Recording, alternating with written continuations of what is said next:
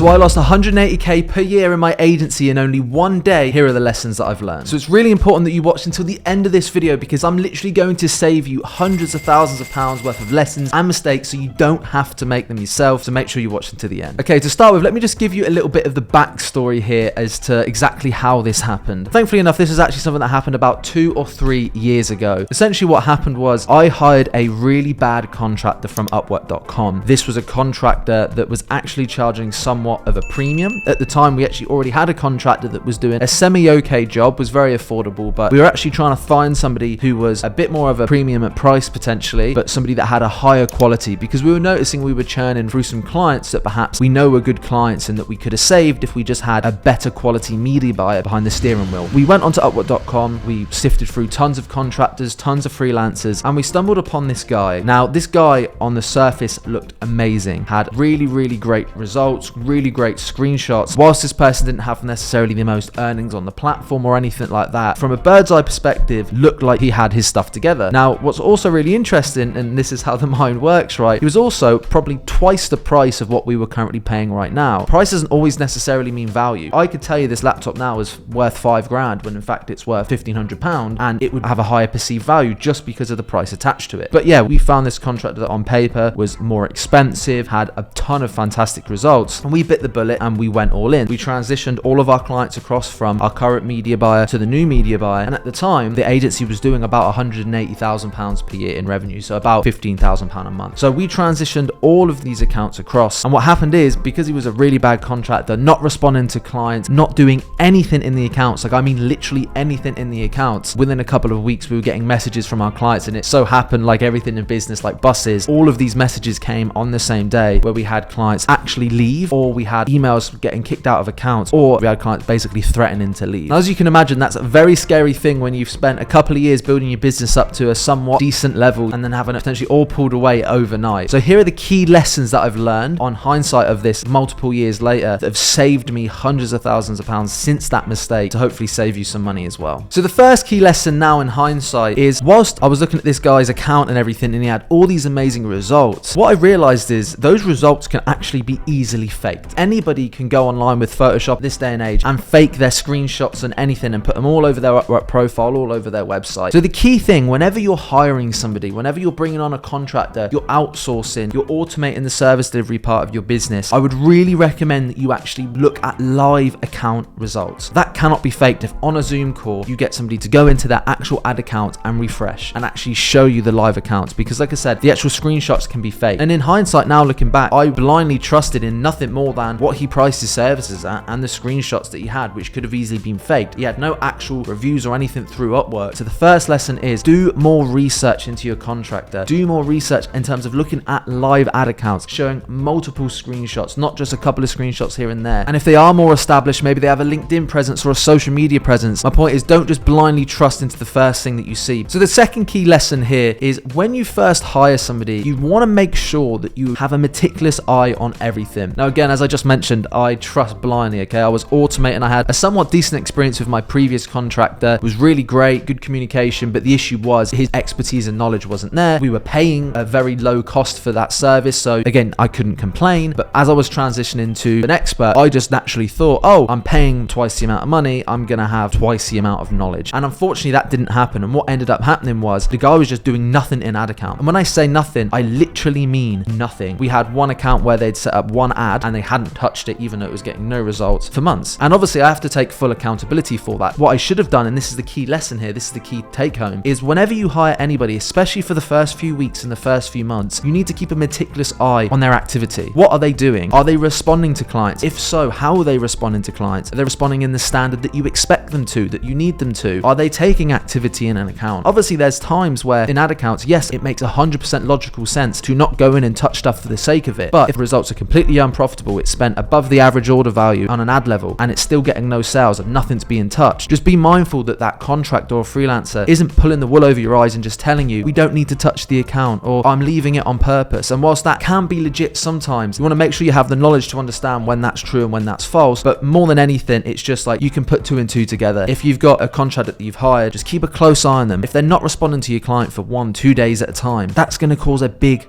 big problem. Because if they're doing it now in their first month when they should be trying to impress you, what are they going to be like 6 months down the line? It's probably going to be a week, 2 weeks before a client gets a response. And unfortunately, that's just not acceptable. When there's other agencies like me who will come along, work with a client, they'll get almost immediate responses on Slack 5 days a week. We'll jump on calls with clients, we'll do anything to have good communication. That's who you're competing against. So you just got to make sure, don't have blind faith. Don't just hire somebody and say, okay, leave them to it, off you go now, go and look after this account, manage the Slack communication. Make sure you keep a close eye on it and manage it. People always say a similar thing, it's like there's no such thing as passive income or complete automation, and to a certain degree there isn't. Yes, whilst you want to automate your service delivery, you still have to have some finger on the pulse of what is going on. That doesn't have to be every single day send me a message of exactly what you've done. No, that can be too much. But it's just keep an eye on the accounts. Go to in the ad account and look at the see history section. What are they actually doing in the account? How long has it taken them to respond to clients? And if you're not happy with it, address it. Tell them the expectations, or actually set those expectations out before you even bring that person on. But the key lesson here, really, really important. Whenever you bring somebody on and hire them, don't just trust faithfully that they're going to be doing the work. Keep a close eye on the communication and the activity and the results of the account to see if they're actually doing their job. So the third key lesson is actually about management of the whole situation, because when you bring somebody on, the last thing that you want to do is completely micromanage. There is literally 0 point hiring somebody to do a job and then coming in and then just doing it all for them, basically micromanaging them into the ground, because the time that you're spending doing that, you could literally just manage the account yourself and keep 100% of the margin for yourself. But just keeping your finger on the pulse and having it automated 90%, where you're coming in for that 10% just to keep your finger on the pulse and oversee everything, is not micromanaging. So maybe this is just a lesson that I learned, but because I really wanted to build a good culture in my agency, even at the time I know it was like a virtual based agency, I still wanted to have a good culture. I didn't want people to think that I was constantly micromanaging them. I got that a little bit misconstrued with actually just completely leaving them to it. The lesson here as well is don't misconstrue micromanagement just for actual management. You've still got to manage it. And if you're not doing that yourself, you can't, at least within the first couple of months, you can't just have blind faith and trust them to do the job themselves. You've got to have some level of finger on the pulse, whether that's a weekly check-in call with your media buyers, whether that's every week or every couple of weeks, you just go into the account and do somewhat of a performance review. How is their Slack communication? How are the results? Don't micromanage. And the fourth key lesson for you, and this will save you so much money, I'll give you a couple of scenarios. You always want to have a backup service delivery team or backup media buyer in place, because what happened was we blindly trusted into this guy. We had some clients leave, we had some clients threaten to leave. The clients that stayed with us, we had to reallocate them to another media buyer or bring them on ourselves. Now at the time we had a decent amount of clients. It was too much for me to go in and manage all of these accounts just on myself with everything else I had to do in the business, like the sales calls, accounting, YouTube stuff, everything else I had going on at the time. It was almost impossible for me to be able to step up and do that all myself. But I was also in a slight predicament because I had nobody backup. I could go back to the previous media buyer I had, sure, but at that same time I'd already moved on from them. So I was in a bit of a sticky situation. In the end, we did end up actually going back to the old media buyer for quite a considerable amount of time until we could find somebody else. But what I should have done is I should have had a list of people that at any given time I could say, right, I need your support. But this is for multiple reasons. When you're dealing with online contractors, you got to understand, what if they fall sick? What if they just go completely MIA? What if they just start ghosting? I've had this happen before. What do? You need to have backup people in case a worst case scenario, and don't leave this too late. If you're scaling your agency aggressively, you're up to 30, 40 accounts and you've got nobody backup, you could be left in a very, very sticky situation if you've only got the account managers in place that are managing those accounts. So always have backup. We offer white label services ourselves to other agencies, and we've had scenarios before where we've had clients come to us and literally say, we've got another account manager who's managing 5 or 6 other accounts. They've just completely ghosted everything. They're ghosting clients, they're ghosting us, and this has gone on for 4 or 5 days. What are they going to do? They've got 5 accounts, paying them thousands of pounds every single month, and they've got nobody to fulfill that. That's just gone MIA. Now, luckily they came to us and said, can you fulfill? And we were able to support them because we were their sort of backup option in that regard. But the lesson is make sure at all times, whether you use Upwork.com, LinkedIn, whether you hire in-house, always have, just like you would for outreach, a job post out almost on autopilot 24/7, constantly collecting more media buyers, more team members, because not only if you aggressively scale will you need to tap into those, but if anything happens to your current account managers, media buyers, they go MIA, they disappear, you've got somebody to be able to jump in and step up. You're not going to be running around like a headless chicken trying to figure it out. Then you're paying over the odds for somebody who's terrible at their job just to end up doing the fulfillment, and then you lose the client. And I suppose the big overarching lesson of all of this video today is just make sure you have a good, reliable service delivery team. It's one thing to just get a bunch of clients, but the easiest way for you to scale is keep those clients, because if you're constantly churning through clients because of bad service, the amount of money that's costing you is outrageous. If you get a client paying you £2,000 a month and you keep them for 3 years, that's £36,000. If you keep that client instead for 1 month, that's £2,000, or for 2 months it's £4,000. You're talking the difference between literally 2k and 36k, and the